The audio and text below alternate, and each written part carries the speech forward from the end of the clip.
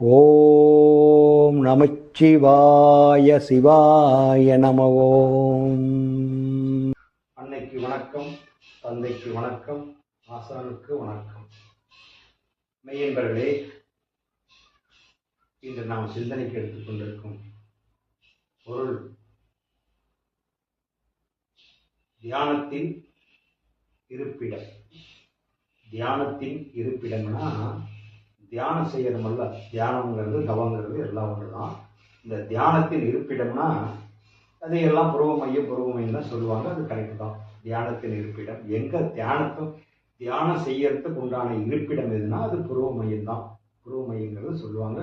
நெத்தி பொட்டு வைக்கிற இடம், இரு புருவத்துக்கு மத்தியில் பொட்டு வைக்கக்கூடிய இடம் புருவ மையம்னு சொல்லுவாங்க. அதுதான் தியானம் பண்ணுற இடம். பெரும்பாலான சித்தர்கள் சொல்றது அந்த இடம்தான். அதே மாதிரி சொல்லித்தரவங்களும் அப்படிதான் சொல்லி தருவாங்க. இதுல என்ன ஒரு சூட்சம்னு கேட்டீங்கன்னா, புருவ மையம்னா அது ராஜநடைக்கு போறதுக்கு உண்டான வழி. அதை புரிஞ்சுக்கணும். கோயிலினுடைய ராஜநடை இருக்கும், ஒரு கோயிலினுடைய என்ட்ரன்ஸ் இருக்கும். எந்த கோயிலுக்கு போனீங்களாலும் திருக்கோயில்களுக்கு ஒவ்வொரு கோயில்களுக்கு முன்னாடி ராஜகோபுரம்னு சொல்லுவோம். அந்த ராஜகோபுரத்துக்கு கீழே இருக்கிற நடைக்கு பேரு ராஜநடை. அந்த ராஜநடை திறந்தாதான் உள்ள மூலவரை போய் கற்ப கிரகத்துல மூலவரை நம்ம பார்க்க முடியும். அப்போ இந்த மூலவர் இருக்கிற இடம் அப்படிங்கிறது பார்த்தீங்கன்னா, மூலவர் இருக்கக்கூடிய இடம் அப்படின்னு பார்த்தீங்கன்னா அது உங்களுக்கு பீனியல் சுரப்பி. அந்த பீனியல் சுரப்பிக்கு போறதுக்கு பிட்யூட்டரி கிளாண்டு வழிவிடணும். அந்த பிட்யூட்டரி கிளாண்டு இருக்கக்கூடிய இடத்துக்கு பேரு தான் சுழுமுனை நாடின்னு சொல்றது. அந்த சுழுமுனை நாடினுடைய வெளிப்புறம் தான் புருவ மையம். அப்ப நிறைய பேர் என்ன சொல்றாங்கன்னா, இப்ப ஏன் இந்த வீடியோ பதிவு நான் உங்களுக்கு இன்னைக்கு போட்டிருக்கிறேன்னா, நம்ம சித்தர் ஞான மார்க்க மெய் அன்பர்களுக்காக இல்லை, பொதுவான சில அன்பர்கள் கேள்விப்பதில் யூடியூப்ல சப்ஜெக்டை பார்த்துட்டு கேட்டிருக்காங்க, ஐயா நாங்கள் இந்த மார்க்கத்தை நாம சொல்லக்கூடாது, ஆனால் அவங்க சொல்லியிருக்கிறாங்க தவறுலாம். அந்த எந்த மார்க்கமாக இருந்தாலும் மார்க்கத்தை நாம சொல்லக்கூடாது. நான் தவம் உபதேசம் வாங்கி 10 வருஷத்துக்கு மேலே 10 வருஷம் 12 வருஷம் அவங்க செஞ்சுக்கிட்டு இருக்கிறேன். புருவ மையத்தை பார்த்துக்கிட்டு தான் இருக்கிறன ஒழிய எனக்கு இன்னும் உணர்வு தெரிஞ்ச பாடு இல்லை. நான் டெய்லி ஆனால் தவம் பண்ணிக்கிட்டு இருக்கிறேன். 10 வருஷத்துக்கு மேலே ஆகுது உபதேசம் வாங்கி செஞ்சுக்கிட்டு இருக்கிறேன். ஏதோ ஒரு நாளைக்கு விட்டு போயிடுது. ஆனால் சில நாள் வாரத்தில் ஒரு நாள் 2 நாள் விட்டு போயிட்டாலும் பெரும்பாலான நாள் செஞ்சுக்கிட்டு இருக்கிறேன். ஆனால் அந்த சுழுமன நாடிங்கிற சொல்கிறாங்க, அந்த உணர்வு எனக்கு இன்னும் கிடைக்கல. ஆனால் புருவ மையத்தில் தவம் பண்ணிக்கிட்டு இருக்கிறேன்னு அவர் சொல்லியிருக்கிறார். அது பெரும்பாலும் புருவ மையத்தில் தொட்டு காட்டுவாங்க. புருவ மையத்தில் அந்த உபதேசம் கொடுக்குற ஆசான்கள் புருவ மையத்தை தொட்டு காமிச்சு இந்த இடத்துல பண்ணப்பான்னு சொல்லுவாங்க. சில பேர் சூட்சுமத்தை சொல்லுவாங்க, சில பேர் சூட்சுமத்தை சொல்லாத புருவ மையம் மட்டும் தொட்டு காட்டி சொல்லிடுவாங்க. ஆனால் சித்தர்களுடைய நூலில் நிறையா சூட்சுமத்தை கொடுத்துருக்காங்க. நிறையா சூட்சமம்னா நான் ஏற்கனவே சொன்ன மாதிரி என்சான் உடம்புக்கு சிரசே பிரதானம்னா இந்த சிரசுக்குள்ள பல ரகசியத்தை கொடுத்துருக்குறாங்க.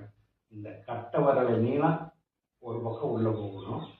இந்த கட்டை வரலை திருப்பி போட்டால் அங்கலம், இந்த அங்கல நீளம் ஒரு பக்கம் உள்ள போகணும். எல்லாம் இந்த சிரசுக்குள்ள அத்தனை சூட்சமத்தை கொடுத்துருக்காங்க.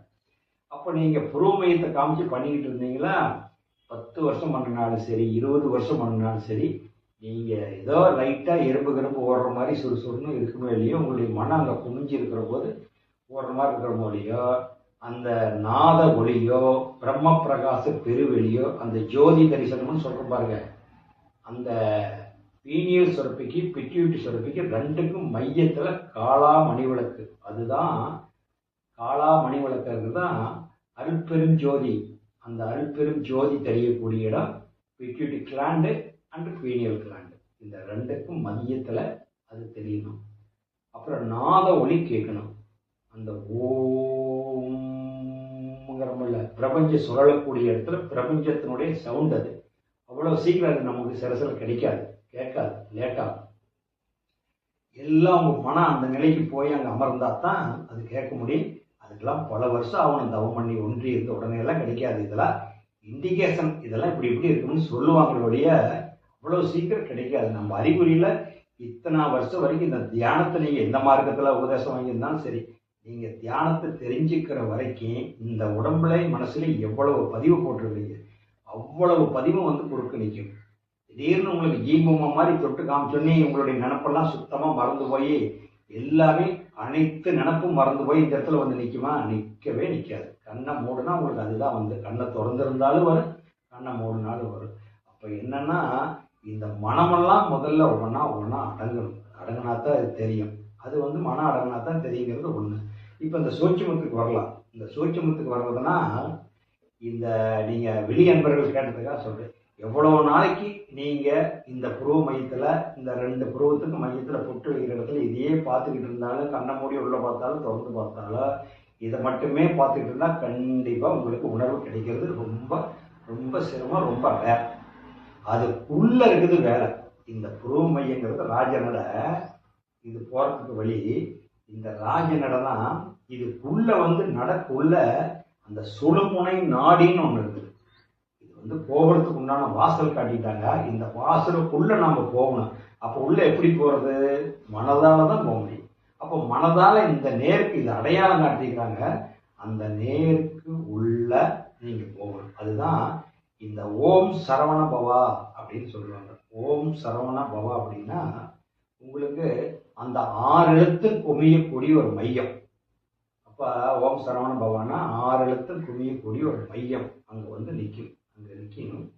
இந்த 6 சென்டருக்கு பார்த்தீங்களா, அந்த 6 எழுத்துக்கு உண்டான இடம் தான் அந்த சுழுமுனை நாடி இருக்கக்கூடிய இடம். மூலாதாரம், சுவாதிஷ்டானம், மணிப்பூரகம், அநாதகம், விசுத்தி, ஆக்கினை. இந்த 6 இருக்குது. அந்த ஆக்கினையினுடைய வெளிப்பாடு அந்த புருவ மையம்.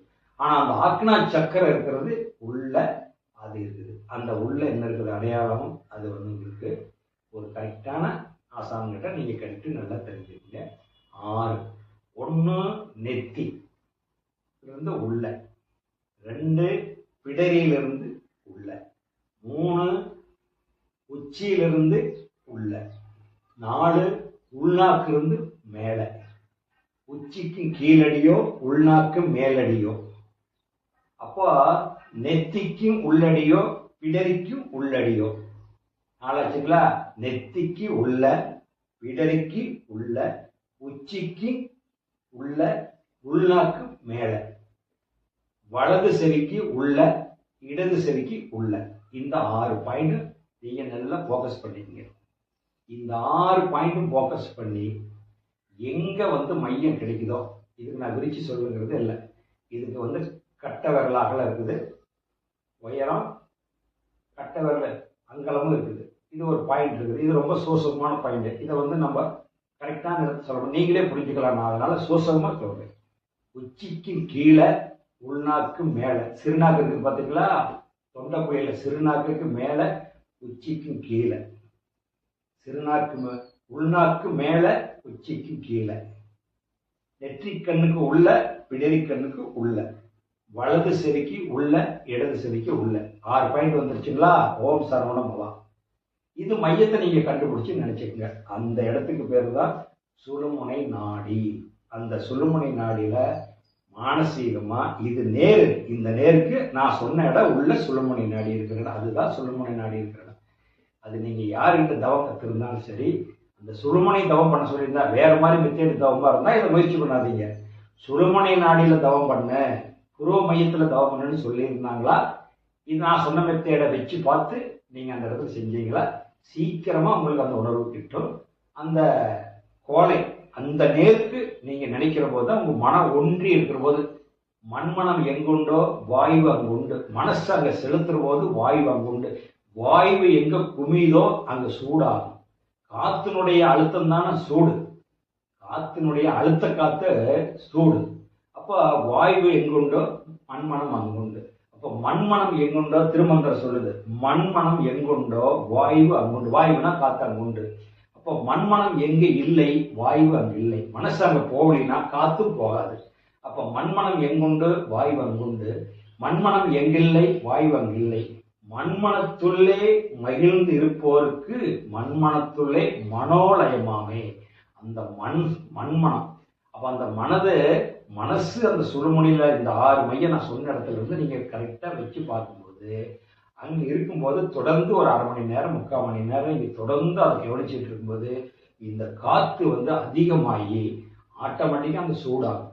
சூடாகிற போது நாளடைவில் உள்ள இருக்கிற பித்த நீரெல்லாம் வலிஞ்சு வரும். அந்த வலிஞ்சு வந்ததுக்கு அப்புறம் ஆட்டோமேட்டிக்காக உங்களுக்கு அந்த சுழுமுனை நாடி திறந்துடும். சுழுமுனை நாடி திறந்ததுன்னா அந்த காளாமணி விளக்கை நீங்கள் கண்டிப்பாக பார்க்கலாம். ஆனால் அது வந்து மன உருகி நீங்கள் தெரியணும். இதுதான் சரியான இடம் தெரியலன்னு நீங்கள் தடுமாறக்கூடாதுக்காக சொன்னேன். பெரிய தேவ ரகசியம் தான். அன்பர்கள் தெரிஞ்சுக்கிட்டுமே, நான் பெற்ற இன்ப பெருக வையவன். இருந்தாலும் ஒருத்தர் தொட்டு காட்டாத வித்தை சுட்டு போட்டாலும் வராதுமாங்க. ஒரு குருகிட்ட உபதேசம் வாங்கி செய்யறது தான் நியாயம், அதுதான் கரெக்டு. இருந்தாலும் இந்த இடத்த சொல்றேன். இந்த இடத்த சொல்றதுனால நீங்க உடனே செஞ்சு நாளைக்கு முக்தி அடைச்சிட முடியாது. அது இன்னும் ஏகப்பட்ட வாழ்க்கையவே இழக்கணும். இருந்தாலும் இதெல்லாம் பாயிண்ட், சுழுமுனை நாடி அமர்ந்திருக்கக்கூடிய பாயிண்ட் உங்கள்கிட்ட சொல்றேன். நிறைய பேர் இன்னைக்கு என்னன்னா, இது வந்து என்னமோ சாதாரணமா வெளியே சுற்றுலா தலத்துக்கு போயிட்டு வர மாதிரி உபதேசம் வாங்கிட்டு வரதுன்னு நினைச்சுக்கிறாங்க. அதெல்லாம் கொடுக்குறவங்களும் அப்படி சொல்ல மாட்டாங்க. ரொம்ப நாள் ஆகும்னு சொல்ல மாட்டாங்க. ரொம்ப நாள் ஆகும்னு சொன்னா நீங்க அடுத்த உபதேசத்துக்கு போக மாட்டீங்க. அடுத்த உபதேசத்துக்கு போனா தானே உங்களுக்கு 10 முறையாவது வரவழைச்சா தானே பணம் கொடுக்க முடியும். அப்படி இதெல்லாம் கமர்ஷியல் ஆகி போச்சு.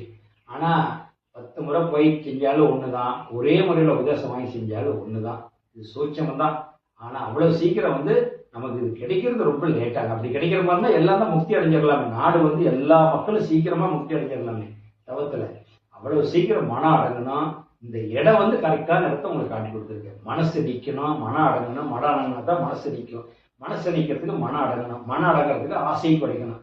ஆசையை குறைக்கிறதுக்கு நம்ம தேவை கணக்கு போட்டு பார்க்கணும். எது வேண்டும் வேண்டாம் என்ற இரண்டும் கண்டு நச்சுவனை இச்சைகளை விலக்கி தள்ளி நலமுறை எண்ணமே மீதம் கொள்வாயின்னு சொல்லுவோம். அப்போ நம்ம வீட்டு தேவைகள்லாம் தேவையில்லாத வாங்குறதுலாம் குறைச்சா தான் நம்ம மன அடங்கும்.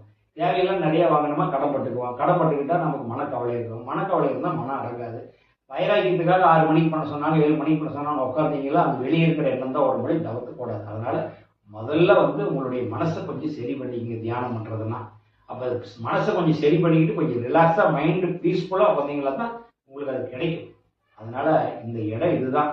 உச்சிக்கு கீழே, உள்நாக்கு மேல, வலது காது உள்ள, இடது காது உள்ள, நெத்திக்கு உள்ள, பிடரிக்கு உள்ள, இந்த 6 பாயிண்ட மையம் வச்சுக்கோங்க. மையம் வச்சுக்கிட்டு இந்த சிரசுக்குள்ள சென்ட்ரு போக்கஸ் எங்க வருதோ அதுதான் சுழுமுனை நாடி. அந்த சுழுமுனை நாடி ஓப்பன் ஆனாத்தான் நீங்க அந்த விளக்கு பார்க்க முடியும். இந்த சுழுமுனை நாடி ஓப்பன் ஆனாத்தான் அது எவ்வளவு நாளைக்கு பண்ணாலும் அந்த கிளிக் பண்ணுங்க. அது அந்த ஓப்பன் ஆகிறதுக்கு அப்புறம் தான் உங்களுக்கு அந்த விளக்கு தெரியும், அந்த வெளிச்சம் தெரியும், அந்த பிரம்ம பிரகாசம் பெரு வெளிச்சம் தெரியும். அந்த பிரணவ சவுண்டு ஓம்கார நாதம் உங்களுக்கு கேட்கும். கண்டிப்பா அது கேட்கும். கண்டிப்பா வெளிச்சம் கிடைக்கும், நாதமும் கேட்கும். நீங்க முயற்சி பண்ணுங்க. ஒன்னும் நீங்க வந்து மனசு தளரவிடாதீங்க. நீங்க முயற்சி இருக்காட்டி தான் சந்தேகத்தை கேட்டுருக்கிறீங்க. அதனால உங்களை நான் வாழ்த்துறேன். கண்டிப்பா நீங்க யாரு எந்த மார்க்கத்துல யாரு தவம் வாங்கியிருந்தாலும் சரி, இந்த பாயிண்ட் வச்சு செய்ய சிறப்பா இருக்கு, நல்லா இருக்கும். முத்து முகப்படியோ, இந்த முத்து மாதிரி இந்த முகம் சொல்லுவார் அழகணி சித்தர். முத்து முகப்படியோ முச்சந்தி வீதியிலே, முச்சந்தி 1 2 முச்சந்தி, பார்த்தீங்களா? இதுதான் முச்சந்தி. முச்சந்தி எங்க முட்டுது? இங்க முட்டுது. முத்து முகப்படியோ முச்சந்தி வீதியிலே, இந்த முச்சந்தி. மூக்கு முதல் முச்சந்தி மாதிரி இதே காட்டி கொடுக்குது பாருங்க. முச்சந்தி பிரமிடு மாதிரி, பிரமிடு பேர் தான் முச்சந்தி. பிரமிடுனா முச்சந்தி தான். அப்ப முத்து முகப்படியோ முச்சந்தி வீதியிலே 10 இதழ் பரப்பின், ஒரு 10 தாமரை விரிச்சா எப்படி இருக்குமோ அந்த மாதிரி உள்ள விரிஞ்சு கிடைக்கும். 10 இதழ் பரப்பின் பஞ்சனையில் மேலிருந்து, ஒரு பஞ்சனை மேலிருந்து, பஞ்சனைன்னா ஒரு நல்ல மெத்த, ஒரு அடி உயரத்தில் இருக்கிற பாஞ்சு மெத்தையில் உட்கார்ந்தீங்கன்னா உங்களுக்கு எப்படி மெது மெதுன்னு இருக்கும். அந்த மாதிரி சுகமா இருக்குன்னு சொல்றாரு அழகணி சித்தர். பஞ்சனையில் மேலிருந்து அப்பா குத்து விளக்கேற்றி என் கண்ணம்மா யாருமில்லா வேலையிலே, அந்த இடத்துல யாருமில்லா வேலைன்னா மனசு இந்த பக்கம் அந்த பக்கம் அலைவாயக்கூடாது. யாருமில்லா வேலையிலே குத்து விளக்கேற்றி என் கண்ணம்மா கோலமிட்டு பாரேனே அப்படின்னு சொல்றாரு. முத்து முகப்படியோ முச்சந்தி வீதியிலே 10 இதழ் பரப்பி பஞ்சனையின் மேலிருந்து யாருமில்லா வேலையிலே குத்து விளக்கேற்றி என் கண்ணம்மா கோலமிட்டு பாரேனே அப்படின்னு சொல்றாரு. அந்த கோலம்னா வீட்டில் கோலம் போட்டு அழகா இருக்குதுல பாக்குறதுக்கு, அந்த மாதிரி அந்த இடத்த பார்க்கிற போது உனக்கு அவ்வளவு சந்தோஷமா இருக்குங்கிறார் அழகடி சித்தர். அதனால நீங்க வந்து அந்த மாதிரி சிந்தனை பண்ணி பாருங்க. இதுதான் அந்த தவத்துக்குரிய இடம். நல்லா ஞாபகம் வச்சுக்கோங்க. உச்சிக்கு கீழே, உள்நாக்கு மேல, சிறுநாக்கு, உள்நாக்குன்னா சிறுநாக்கு, வாய்க்குள்ள இருக்கிறன்னு அங்கே நினைச்சுக்காதீங்க. சிறுநாக்கு உச்சிக்கு கீழே, சிறுநாக்குக்கு மேல, வலது காதுக்கு உள்ள, இடது காதுக்கு உள்ள, புருவ மையத்துக்கு உள்ள, பிடரிக்கு உள்ள. இதெல்லாம் உங்களுக்கு போதுமானது இந்த விளக்கம். இதை மையமா வச்சு நீங்களே மானசீகமா பாருங்க. அதுதான் சுழுமுனை நாடி. அதுதான் சுழுமுனை நாடி. அதை நீங்க செய்யுங்க. அதை சுத்தி மேல சுத்தி வர இந்த நீர்லாம் பல வருஷமா படிஞ்சு கிடக்கு. பித்த நீர், கோலை, கபம் இதெல்லாம் படிஞ்சிருக்கும். அதெல்லாம் வந்ததுன்னா தான் அந்த உள்நாக்கு சிறுநாக்கு பார்த்தீங்களா, அதுக்கு கீழே 2 ஊசி முனத்துவாரம் இருக்கும். அதில் அந்த ஊசி முனத்துவாரம் இருக்கிற கொழுப்பு எப்படி இருக்கும்? அது இந்த சூடு பட்டு பட்டு பட்டு பட்டு பட்டு பட்டு சூடுன்னா என்ன? காத்துனால சூடு பண்ண முடியும். சூடு எதனால? சூட்டுக்கு உணவு எது? காத்து. காத்து தான் சூடு பண்ணுது. காத்து அதிகமான காத்து வந்தா சூடு. இந்த காத்து எவ்வளவு நாளைக்கு நீங்க படுதோ அவ்வளவு நாளைக்கு அந்த சூடேற அளவுக்கு அந்த காத்து படணும். அப்ப சூடு படும்போது அந்த காத்து படும்போது காத்து அதிகமா பட்டு சூடாகும் போது அந்த கொழுப்பு கரைஞ்சி வந்துடும். அது கரைஞ்சி வந்துருச்சுன்னா அப்புறமா பிரகாச பெருவெளி பார்க்கலாம். அதை 2 பேர் ஆன்மீகத்தில் இதெல்லாம் சொல்லக்கூடாது இருந்தாலும் உங்களுக்கு சொல்றேன். அந்த 2 சிறு அந்த உள்நாக்கு பின்னாடி இருக்கிற 2 சிறு துளைக்கு பேர் தான் துவாரப்பாலகர்னு சொல்லுவாங்க ஆன்மீகத்துல. அந்த துவாரப்பாலகர் வழி விட்டா தான் உள்ள இருக்கிற கற்பகிரகத்தை பார்க்க முடியும். எந்த கோயிலுக்கு போனீங்களாலும் அந்த சாமி கற்பகிரகத்துக்கு வெளியே 2 பக்கம் 2 வலது இடது 2 பக்கம் 2 சாமி நிக்கி. அதுக்கு பேர் துவாரப்பாலகர்னு சொல்லுவாங்க. ஆன்மீக வரலாற்றுப்படி கட்டியிருக்கிற கோயிலாம் இருக்கும். சின்ன சின்ன கோயில் ஊருக்குள்ள கட்டுறதுல இருக்காது. வரலாற்றுப்படி கட்டியிருக்கிற கோயில் பெருங்கோயில 2 துவாரப்பாலகர் இருப்பாங்க.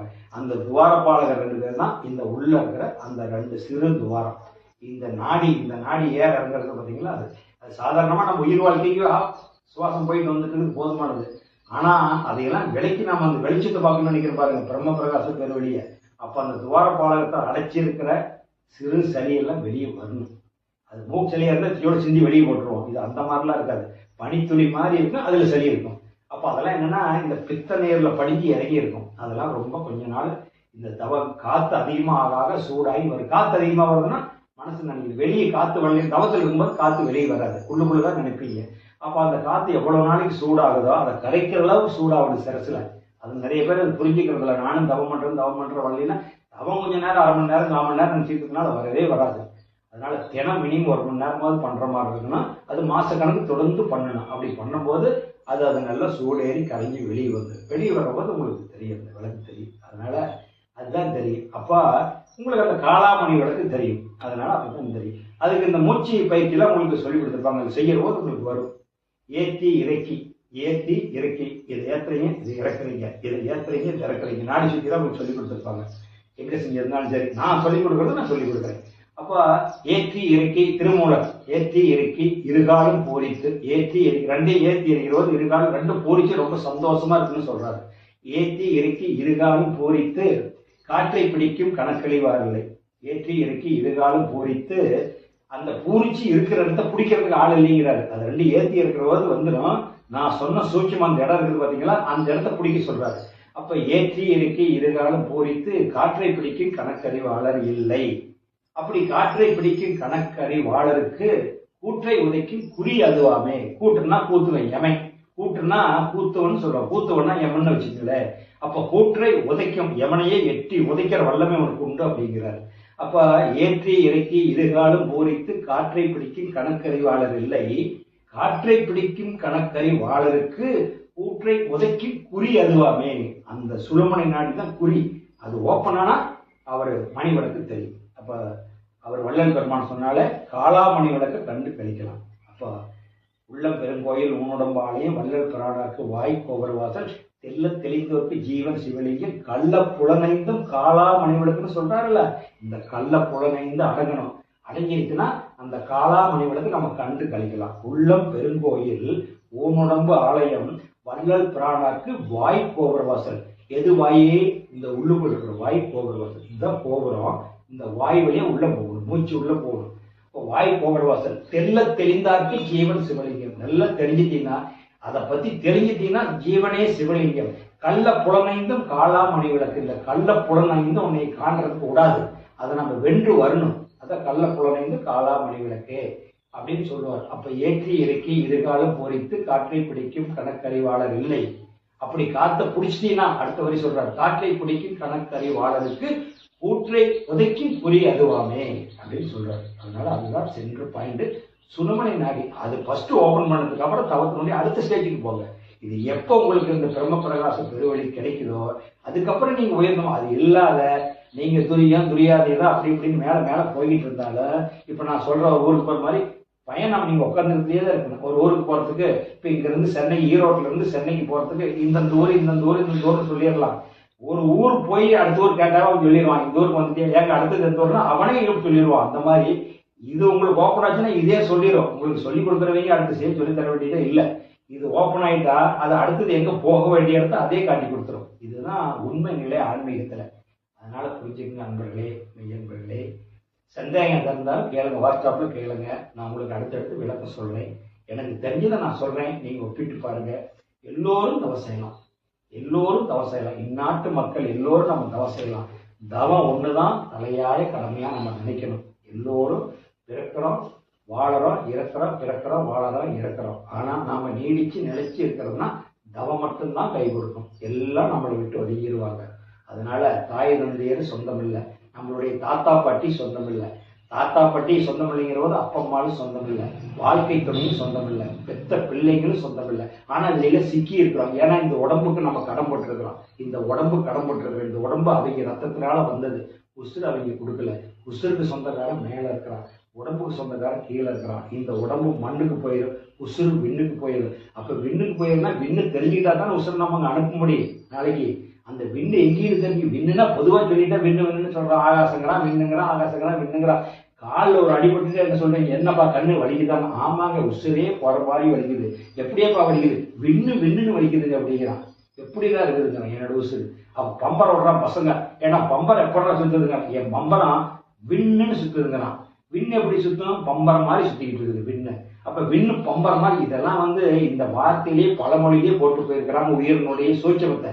அப்ப காலில் அடிபட்டுட்டா விண்ணு வலிக்குதுங்கிறீங்கல்ல, அந்த அணுதான் விண்ணுனுடைய அணு கூட்டம் செதஞ்சு போச்சுன்னா அந்த இடத்துல வலி வரும். அப்ப என்ன, அந்த இடத்துல உசுரனுடைய பர்சன்டேஜ் குறையுதுன்னு அர்த்தம். அப்ப விண்ணு தான் உசுரா இருக்குது.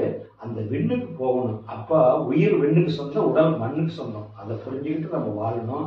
அப்பதான் இந்த கடமையெல்லாம் செஞ்சுக்கிட்டு அப்பம்மாவுக்கு செய்ய வேண்டிய கடமை, மனைவி மக்களுக்கு செய்ய வேண்டிய கடமை, உறவுகளுக்கு செய்ய வேண்டிய கடமையெல்லாம் செய்யணும். செஞ்சுட்டு இதை விட முக்கியமான கடமை, தலையாய கடமை, ஜீவ பிரம்ம ஐக்கிய முக்திங்கிற நினைச்சுக்கிட்டு நீங்க செஞ்சீங்களா, இறைவனே உங்களுக்கு வழி விடுவான்.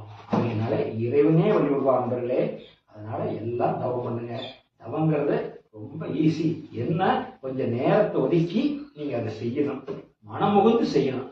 எல்லாம் போறாங்களே நாமளும் போய் கத்துக்கலாம் அப்படின்னு நினைச்சு போனீங்களா? நண்பர்கள் சொல்றாங்க, அவங்களாம் போறாங்களே, ரொம்ப வற்புறுத்துறாரு, அதுக்காக போறாங்கன்னு போனீங்களா, ஒரு காலத்துல உங்களுக்கு தவம் செட் ஆகாது. நீங்களே உள்ளுணர்வா நாமளும் தவம் கத்துக்கணும். இந்த பிரம்ம பிரகாச பெருவெளியை பார்க்கணும். மரணமில்லா பெருவாழ்வு அடையணும். மரணமில்லா பெருவாழ்வுன்னா என்ன? மரணம், மனசே மரணமில்லா பெருவாழ்வு. அதை நினைச்சுக்கோங்க. நிறைய கற்பனை பண்ணிக்கிட்டுலாம் இருக்காதீங்க. உடம்பு அழியாது, இது அழியாது, அது அழியாதுலாம் கற்பனை பண்ணிக்காதீங்க. அதெல்லாம் அடுத்த ஸ்டேஜ் நம்ம பேசிக்கலாம். மனசு எங்கிருந்து வந்தது? ஒரு சிறு கடுவு தூக்கி மேலே போட்டீங்கன்னா கீழே வந்து விழுந்துடும். அப்ப அதை மனசுல வச்சுக்கோங்க. அப்ப மேல எதிர்ந்து வந்தது? மனசுதான் மேல இருந்து வந்தது. பறவையாய் வந்ததடி பராவரம் ஆனதடி. அந்த பராவரமா இருக்கிற விந்துவே அந்த நாதம் விந்துன்னு சொல்லுவோம். விந்து நாதம் அதுதான் பறவை போல நம்ம கிட்ட இருக்குது. அப்ப அது நாம் அதை நினைச்சுக்கிட்டு இருந்தா தான் உடம்பு விட்டு நாளைக்கு ஆன்மா பிரியும் போது அது போயிடும். அது சாயுத்தியம் சொல்லுவாங்க அந்த நிலைய. சாலோபம் பூமியில வாழ்றது, சாரூபம் சந்திர மண்டலத்தை வாழ்றது, சாலோபம் சாமீபம். சாலோபங்கிறது சல்லாபம் பண்ணிக்கிட்டு பூமியிலேயே வாழ்றது, செத்தாலுக்கு தான் சுத்திக்கிட்டு இருக்கான். அப்ப சாமீபம் கொஞ்சம் சந்திர மண்டலத்துக்கு வரைக்கும் இந்த ஆன்மா போய் பார்க்கும். அடுத்த ஜென்மத்திலேயாவது இன்னொரு பிறவி தொடர் எடுத்துக்கும். சாரூபம் சூரிய மண்டலத்தை தாண்டிடும், விஸ்வரூப தரிசனத்துக்கு போயிடும். சாயுத்தியம் சிவகட்டியே போய் அடைஞ்சிடும். அப்ப சாயுத்திய நிலை அடையணும். சாயுத்திய நிலை அடையணும். இந்த குரு உபதேச பாடல் இருக்குது. நீங்க கந்தர் சஷ்டி கேட்டிருப்பீங்க. நான் இப்ப சொல்றது வச்சு இனிமேல் கேளுங்க. கந்தர் சஷ்டிங்கிறது சங்கல்ப பாடல், நம்மளை பாதுகாத்துக்கிறது. கந்த குரு கவசம்னு ஒண்ணு இருக்கும். கந்த குரு, சேலம் கந்த குரு கந்தாசிரமத்தில் இருந்தார் சாமி சதானந்த சாமிகளை ஈட்டியது. கந்தர் சஷ்டி கவசங்கிறது, கந்தர் சஷ்டி கவசங்கிறது நம்ம தேவராய சாமிகளை ஈட்டியது, சென்னிமலையில் அரங்கேற்றம் பண்ணுது. தேவராய சாமிகளை ஏற்றி சென்னிமலையில் தேவராய சாமிகளை ஏற்றி சென்னிமலை ஆண்டவர் கோயிலில் அரங்கேற்றம் பண்ணினது கந்தர் சஷ்டி கவசம். கந்த குரு கவசங்கிறது சேலம் கந்தாசிரமம் ஒன்று இருக்குது. அங்கே உடையாப்பட்டி போகிற வழி, உடையாப்பட்டிங்கிற ஊரில் அந்த ஆத்தூர் போகிற பாதையில் அந்த உடையாப்பட்டிங்கிற ஊரில் கந்தாசிரமம் இருக்குது. அங்கே சாமி சதானந்த சாமின்னு ஒருத்தர் இருக்கிறார். அவரு இயற்றினது தான் கந்த குரு கவசம். அந்த கந்த குரு கவசங்கிறது என்னன்னு கேட்டீங்கன்னா, அது வந்து உபதேச பாடல். நான் சொன்னதுக்கு அப்புறம் இனிமேல் கேட்டு பாருங்க. இப்ப நான் சொன்ன விளக்கத்துக்கெல்லாம் அதுல வரி வரும். அந்த கந்த குரு கவசத்துல அது வரும். கந்தர் சஷ்டி கவசத்தை சூளமங்கல் சிஸ்டர் தான் பாடியிருக்காங்க. கந்தர் சஷ்டி சூளமங்கல் சிஸ்டர் தான் பாடியிருக்காங்க. அதனால கந்த குரு கவசம் வந்து உபதேச பாடல், கந்தர் சஷ்டி சங்கல்ப பாடல், நம்மளை பாதுகாக்கிறது ஆகியனால அதெல்லாம் இதை தெரிஞ்சுக்கிட்டு ஆராய்ச்சி பண்ணி பாருங்க. இப்ப நான் இந்த விளக்கம்லாம் சொல்லியிருக்கேன்ல, இப்ப நீங்க அந்த கந்த குரு கவசத்தை கேட்டீங்களா நல்லா புரியும். ஏன்னா அவர்கிட்ட நேரடியா நான் ஆசீர்வாதம் வாங்கியிருக்கிறேன். அவர் இப்ப எல்லாம் அடக்கமாயிட்டாரு. அவர் இருக்கிற போது நான் ஒரு 30-35 வருஷத்துக்கு முன்னாடி ஒரு 4-5 முறை அவர்கிட்ட போய் ஆசீர்வாதம் வாங்கியிருக்கிறேன். அதனால எனக்கு அந்த நினப்பு வந்து சொன்னேன். தாராளமா செய்யுங்க, எல்லோரும் முக்தி அடையலாம், எல்லோரும் சிரஞ்சீவியமா வாழலாம். ஆகியனால மீண்டும் நான் இன்னொரு காணொளியிலே நாளைக்கு நான் சந்திக்கிறேன். தொடர்ந்து தவம் பண்ணுங்க, தவத்துக்கு உண்டான முயற்சி பண்ணுங்க. முயற்சி பயிற்சி உங்களுக்கு கை கொடுக்க வேண்டும். உங்களுக்கு முயற்சி பயிற்சி கை கொடுக்க வேண்டும் என்று கேட்டுக்கொண்டு இறைவனை பிரார்த்திக்கின்றேன். எல்லா உயிர்களும் இன்புற்று வாழ்க, உள்ளா விரதம் குவளையமெல்லாம் ஓங்குக, நல்லோர் நினைவு நாடெங்கும் பரவுக, வள்ளல் மலரடி வாழ்க வாழ்கவே.